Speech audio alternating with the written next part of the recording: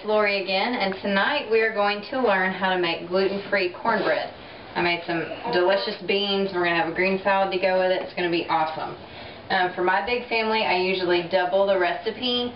I'll tell you the ingredients for a single recipe, and you can double it or keep it the same as you want. The normal recipe calls for 1 cup of yellow cornmeal. Make sure that it's gluten-free, that it has been processed in a facility that also does wheat. It calls for 3/4 cup of gluten-free flour. You can choose a single flour, like a rice flour, or a potato starch. Sorry about my daughter. Or you can go with a flour blend. I usually use a flour blend because you tend to get good extra proteins in there along with the softer flours.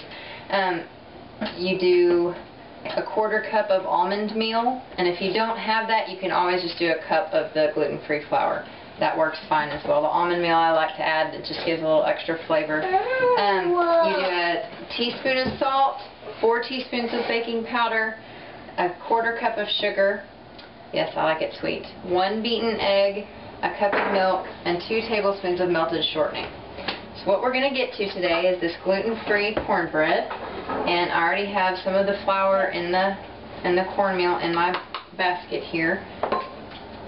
And I'm going to put in the gluten-free flour and the cornmeal and kind of stir that around to get it incorporated. I'm going to add step back baby, I'm going to add the baking powder and the salt and get that mixed in. You're going to do all your dry ingredients first, and that way they get incorporated really well and you don't have a lot of lumps when you start adding your wet. I'm going to put in my sugar, give that a good stir, and then as I'm stirring, I'm going to make a well in the center where I'm going to add my 2 beaten eggs,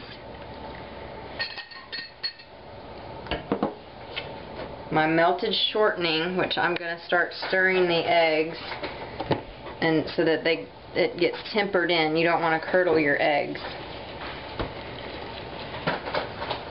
And then to that lumpy mess, we're going to add our milk, and that'll make it all get smooth and delicious.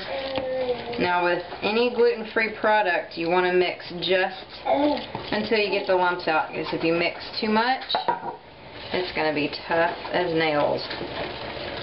I'm going to give it a good stir.